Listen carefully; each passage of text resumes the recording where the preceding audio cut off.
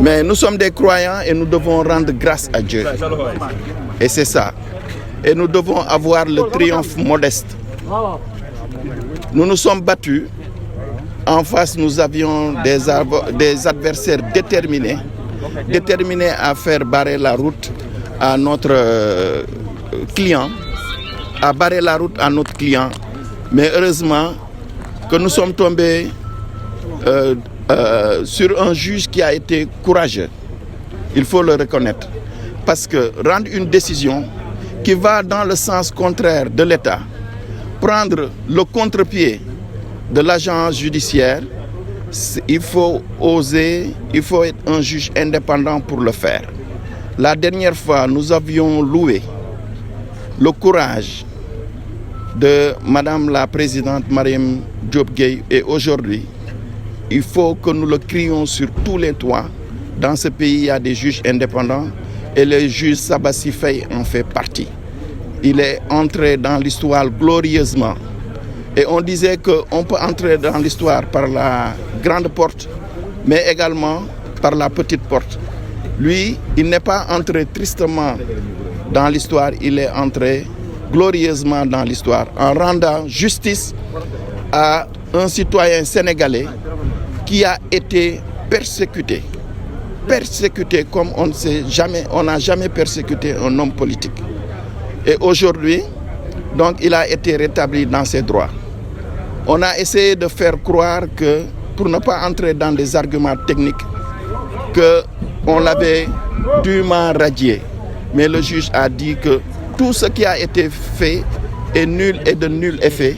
Et le juge a ordonné, a demandé aux services compétents du ministère de l'Intérieur de le réintégrer, de l'inscrire sur les listes afin qu'il puisse, comme tous les Sénégalais qui prétendent à diriger ce pays, donc d'aller compétir en vue des élections présidentielles. Il faut dire qu'on est satisfait du verdict, c'est le moins que l'on puisse dire. Nous avons aussi le triomphe modeste, parce que nous estimons qu'un pan de la justice reste encore debout. Pour nous, c'est extrêmement important. Et le juge, il est gardien des libertés. Aujourd'hui, le juge Sabassi Faye a montré de l'indépendance. Il a montré qu'il y a des magistrats qui sont encore à cheval sur les principes et qui ne se soumettent qu'à l'autorité de la loi et qui ne subissent aucune forme de pression ou qui n'acceptent pas en tout cas de subir ces pressions. Je félicite aussi les avocats de la défense, une quarantaine d'avocats, ceux qui ne sont pas là, ceux qui sont à l'étranger et qui se sont tenus debout pour le vrai combat, celui de la liberté. Des avocats qui ont choisi d'être du bon côté de l'histoire. Et donc le juge Sabassi Faye a rétabli M. Ousmane Sonko sur les listes électorales, avec une injonction donnée à l'administration de le faire. On peut garder espoir. Nous continuerons le combat. C'est un premier acquis que nous prenons. Mais nous allons continuer le combat. Et comme je vous l'ai dit, ayons le triomphe modeste. Et continuons encore à nous battre pour le triomphe de la démocratie. Saïd Larifou du barreau de Moroni aux Comores. C'est une victoire. Il faut la savourer.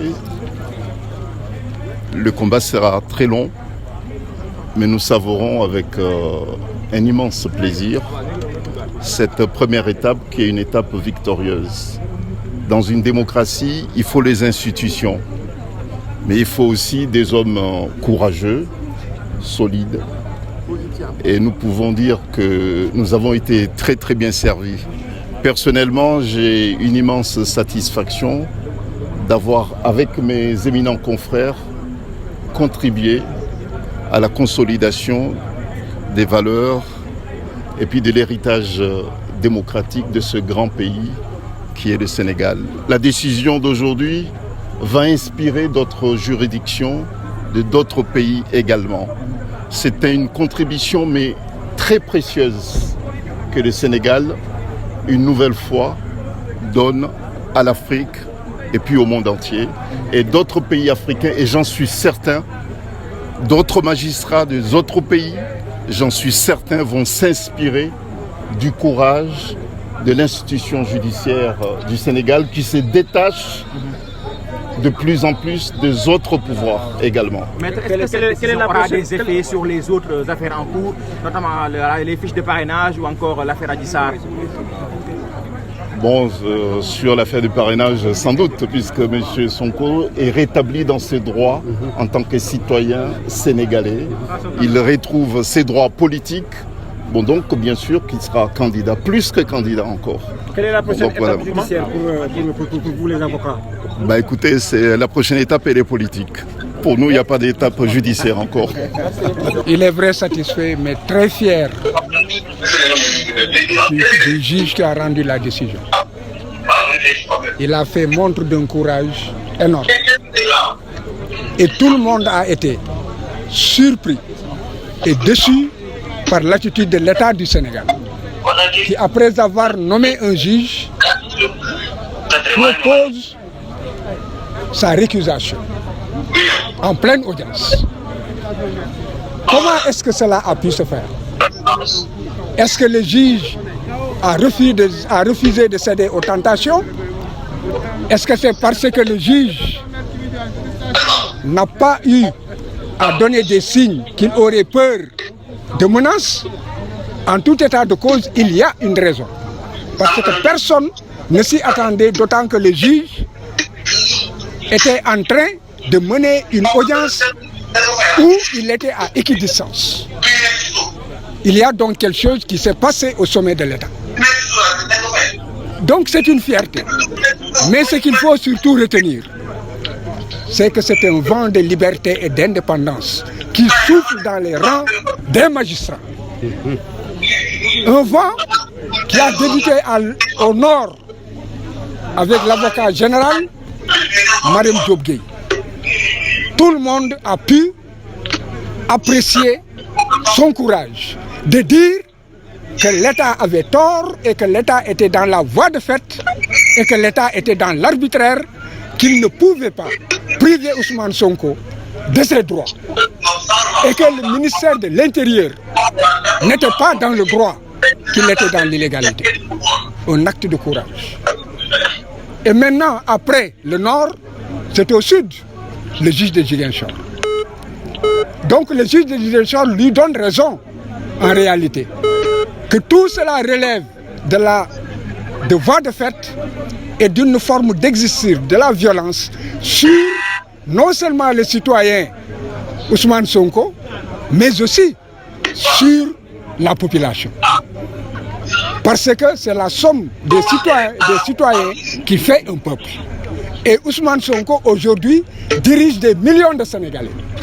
En les réprimant, en lui refusant ses droits, on force le jeu démocratique et déjà les parrainages ont commencé, la rupture de l'égalité dans la compétition est déjà rompue. Donc, ce vent de liberté inspirera d'autres juges. Parce que j'ai dit qu'il existe dans ce pays des juges fiers, des juges honnêtes, des juges indépendants, des juges courageux. Il n'y a jamais 203. Attendons de voir le troisième. Maître, l'agent judiciaire de l'État a, semble-t-il, évoqué des proximités entre le juge et un proche d'Ousmane Sonko. Que répondez-vous à ça? Si la proximité seulement devait jouer, d'abord c'est faux. Parce que Ousmane Sonko ne connaît pas le juge ne le connaît pas. C'est une vérité.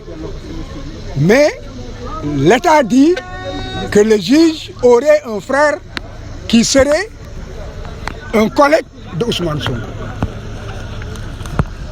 On n'a jamais parlé, il n'y a pas de lien de subordination. Il n'existe il n'y a pas de lien de parenté. Il n'y a pas de lien d'amitié. Et il n'est pas dit que le juge connaît Ousmane Sonko. Alors, mais c'est quoi la conséquence maintenant? Est-ce que cela veut dire qu'Ousmane Sonko va être candidat? Est-ce qu'il y aura une incidence sur les autres affaires judiciaires? La candidature d'Ousmane Sonko est une exigence sociale, c'est une exigence du peuple sénégalais. Est-ce que juridiquement c'est possible maintenant? Juridiquement, Ousmane Sonko doit être candidat. Nous nous battrons et le dernier mot appartient au peuple sénégalais. À partir de la décision de Ziguinchor, on peut dire que c'est acté? À partir de la décision de Ziguinchor, dès demain, il devrait pouvoir commencer les parrainages. Merci.